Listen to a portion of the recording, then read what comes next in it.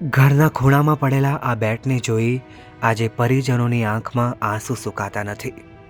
કારણ કે આ બેટનો બાદશાહ અને ડોંબિવલીના સચિન તેંડુલકર ગણાતા સંજય લેલે હવે ક્યારેય પાછા નહીં આવે. કારણ કે પહેલગામ હુમલામાં તેમનું પણ મોત થઈ ગયું છે. મુંબઈમાં રહેતા સંજય લેલે ક્રિકેટના દીવાના હતા. પ્રેમાળ પતિ, એક પિતા અને ડોંબિવલીના સફળ એકાઉન્ટન્ટ. સૌથી રસપ્રદ વાત તો એ છે કે લોકો તેમને ડોંબિવલીના સચિન તેંડુલકર કહીને બોલાવતા. પણ તેમની આ ખુશીઓ વધારે દિવસ ના ટકી. જીવનની પળે પણ માણનારા આ જિંદા દિલ માણસને 22 એપ્રિલે પહેલગામમાં થયેલો આતંકી હુમલો ભરખી ગયો. સંજય પરિવાર સાથે પહેલગામમાં વેકેશન પર હતા ને ત્યારે જ આતંકવાદીઓએ તેમને ગોળી મારી.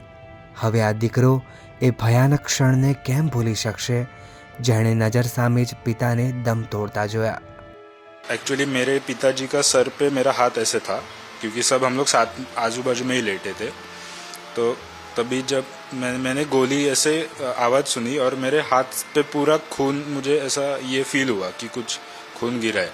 तो मुझे पहले लगा कि मेरे हाथ पे गोली लगी है और मेरे इस टाइम मेरी पूरी आंखें बंद थी पहले और ऐसा स्लाइट ओपन करके मैं देखने की कोशिश कर रहा था.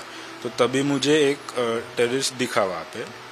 वो मतलब उन्होंने मास्क पहना था और ब्राउन लाइट, मतलब अपना पुलिस का जैसे यूनिफॉर्म रहता है वैसे लाइट ब्राउन कलर के वो कपड़े थे और मास्क पहना था और ऊपर गोप्रो कैमरा था और वो टॉल, मतलब 6 फीट वगैरह के आसपास रहेगा. तो फिर 1-2 मिनट बाद हमने उठ के ऐसा देखने की कोशिश की कुछ है आजू बाजू में, कोई है. और फिर जब मैंने देखा मेरे फादर को तो मुझे देखते ही समझ गया था कि उनकी डेथ हो गई है. હુમલામાં દીકરો હર્ષલ પણ ઘાયલ થયો હતો. તેણે જણાવ્યું કે હજી તો તેમણે બપોરનું લંચ પૂરું જ કર્યું હતું ને અચાનક આતંકીઓ તૂટી પડ્યા.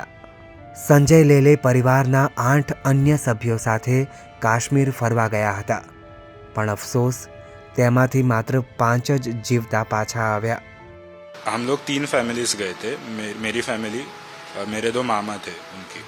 तो मेरे हेमंत जोशी करके जो मामा है, उन्होंने पहले उनसे बोला कि हमें छोड़ दीजिए, हम लोग कुछ नहीं करने वाले. तो उन्होंने सीधा उनको शूट कर दिया, मामा को. फिर दूसरे जो मामा है अतुल मोने, उन्होंने ये देख के उनकी वाइफ और उनकी जो मेरी बहन है उनकी डॉटर, उनको उन्होंने ऐसा करीब ये ले लिया और मतलब उन्हें बोल दिया कि इनको मत कुछ कीजिए. तो उन टेररिस्ट ने बोला कि हट जाओ वरना आपको भी गोली मार देंगे. पर मेरे मामा हटे नहीं, उनको पकड़ के रखा था तो उनको पेट में उन्होंने गोली मार दी. સંજય થાણેની એક ખાનગી ફર્મમાં એકાઉન્ટન્ટ તરીકે કામ કરતા.